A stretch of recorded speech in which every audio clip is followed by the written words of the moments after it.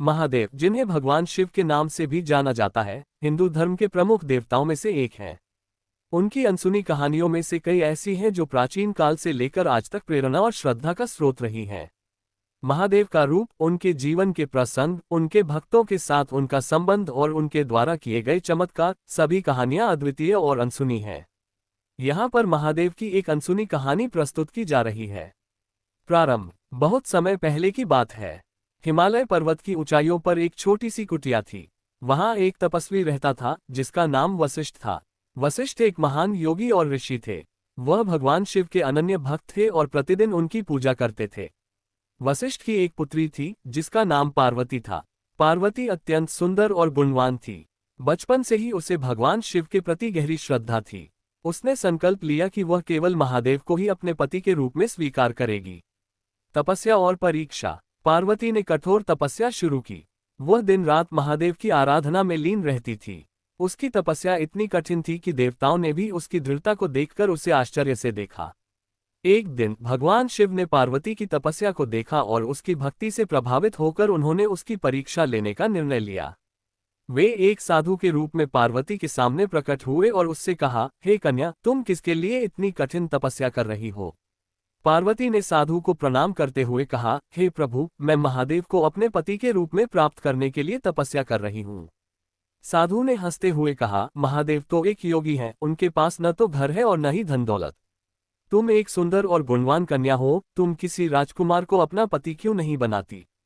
पार्वती ने दृढ़ता से उत्तर दिया, हे साधु, महादेव ही मेरे आराध्य हैं और मैं उन्हीं को अपने पति के रूप में स्वीकार करूंगी। महादेव का प्रकट होना। पार्वती की अटल भक्ति और दृढ़ संकल्प को देखकर साधु ने अपना असली रूप प्रकट किया। वह कोई और नहीं बल्कि स्वयं भगवान शिव थे। शिव ने पार्वती से कहा, हे पार्वती, तुम्हारी भक्ति और प्रेम ने मुझे प्रसन्न किया है। मैं तुम्हें अपने पत्नी के रूप में स्वीकार करता हूँ। पार्वती की खुशी का ठिकाना नहीं रहा। वह शिव के चरणों में गिर पड़ी और उन्हें प्रणाम किया। शिव ने उसे उठाया और अपने साथ कैलाश पर्वत पर ले गए। वहां दोनों का विवाह धूमधाम से संपन्न हुआ। रावण की कहानी। महादेव की कहानियों में एक और प्रमुख कहानी रावण से जुड़ी है। रावण, जो लंका का राजा था, एक महान शिव भक्त था। उसने भगवान शिव को प्रसन्न करने के लिए कठोर तपस्या की। उसकी तपस्या से प्रसन्न होकर भगवान शिव ने उसे वरदान देने का वचन दिया। रावण ने शिव से अजयता का वरदान मांगा।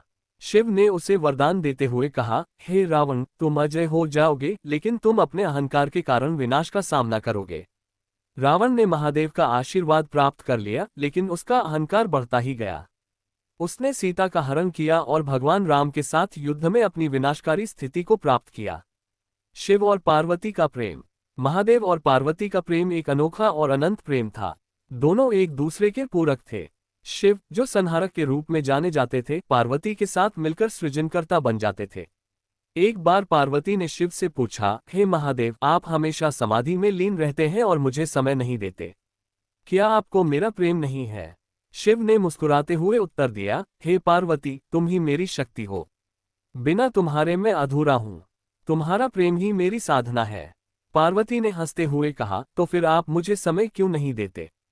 शिव ने उसे अपने हृदय से लगाते हुए कहा, हे पार्वती, तुम्हारे बिना मेरा अस्तित्व नहीं है।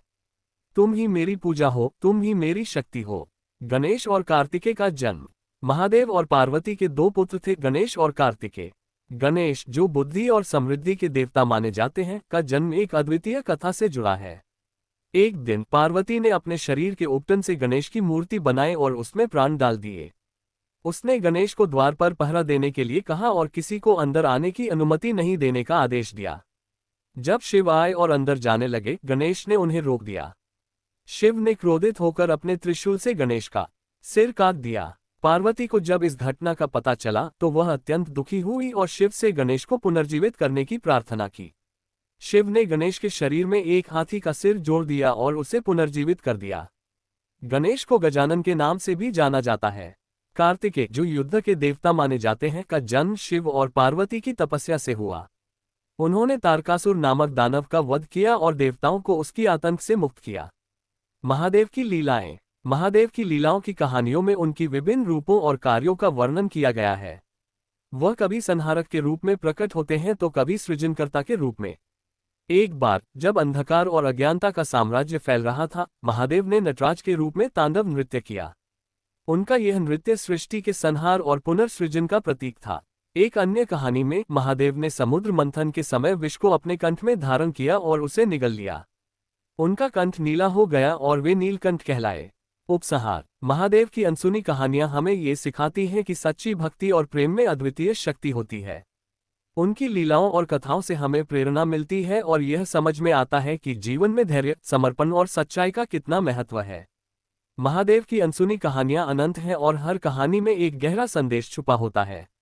उनके जीवन के विभिन्न प्रसंग और उनकी लीलाएं हमें ये सिखाती हैं कि जीवन में कठिनाइयों का सामना कैसे करना चाहिए और सच्चे प्रेम और भक्ति के मार्ग पर कैसे चलना चाहिए।